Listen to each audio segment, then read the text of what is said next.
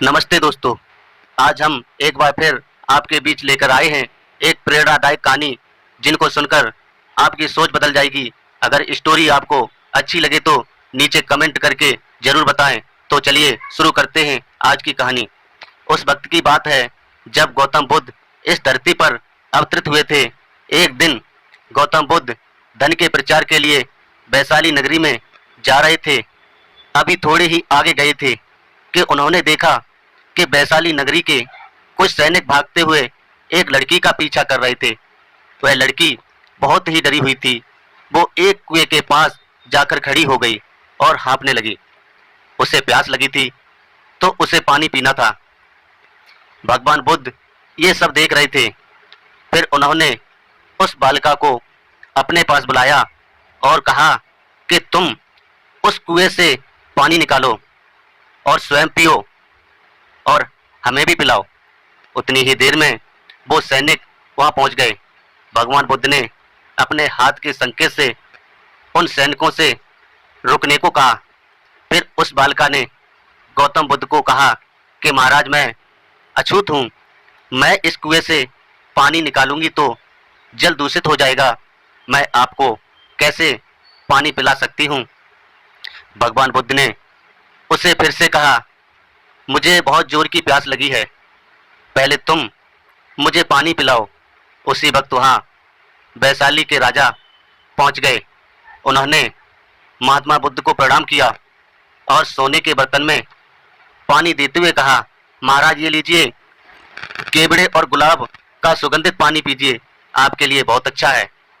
लेकिन बुद्ध ने उस पानी को लेने से इनकार कर दिया और कहा कि हम इस बालिका से पानी पिएंगे।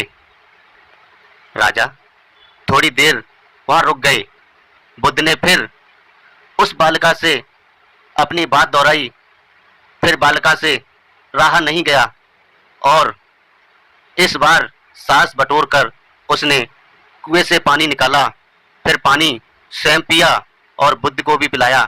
फिर पानी पीने के बाद बुद्ध ने बालिका से पूछा, पुत्री, तुम इतनी डरी हुई क्यों हो? तुम्हें किससे भय है? फिर बालिका ने पूरी बात बताई कि मुझे राजा के दरबार में गाने का अवसर मिला था। मैंने गीत गाते हुए नृत्य किया। सभाजनों ने खूब आनंद लिया। महाराज को भी बहुत अच्छा लगा। फिर उन्होंने अपनी माला मुझे भेंट की। लेकिन महाराज को किसी ने बताया कि मैं एक अछूत कन्या हूँ। फिर महाराज ने मुझ कन्या से पूछा कि क्या तुम एक अछूत कन्या हो? फिर मैंने बताया कि हाँ, मैं अछूत हूँ। राजा ने सुनते ही अपने सैनिकों को आदेश दिया कि इस कन्या को कैद खाने में डाल दो। मैं किसी तरह वहां से बचकर यहाँ तक पहुंची थी तो आप मुझे मिल गए। बुद्ध ने पास में खड़े उस राजा को कहा कि सुनो राजन, मैं चाहता हूं कि मेरी उस बात को आप सदैव याद रखें।